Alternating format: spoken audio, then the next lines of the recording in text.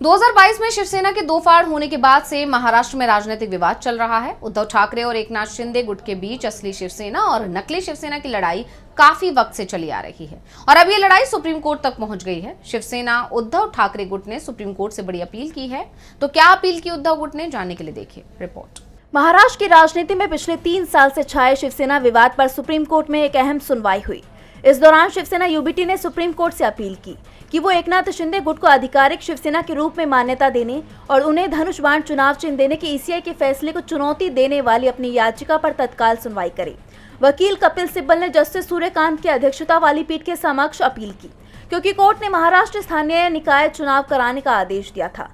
सिब्बल ने कहा कि आपने कहा है कि स्थानीय निकाय चुनाव कराए जाएं, अब इसकी तत्काल आवश्यकता है। वो सुप्रीम कोर्ट के 2023 के संविधान निर्णय पर भरोसा कर रहे हैं, जिसमें कहा गया था कि विधायी बहुमत को ये तय करने के लिए मानदंड के रूप में इस्तेमाल किया नहीं जा सकता कि कौन सा गुट असली पार्टी है। उन्होंने आगे कहा कि वो संविधान पीठ के फैसले के अलावा किसी और चीज पर भरोसा नहीं कर रहे हैं। जिसके बाद जस्टिस सूर्यकांत ने कहा कि चुनाव सुचारू रूप से होने दे।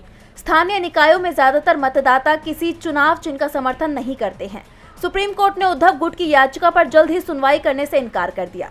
हालांकि कोर्ट ने कपिल सिब्बल की दलील पर यह भी कहा कि इस मामले में अगर कुछ अर्जेंट लगेगा तो गर्मी की छुट्टियों में सुनवाई करने पर विचार करेंगे। डीबी लाइव महाराष्ट्र की रिपोर्ट।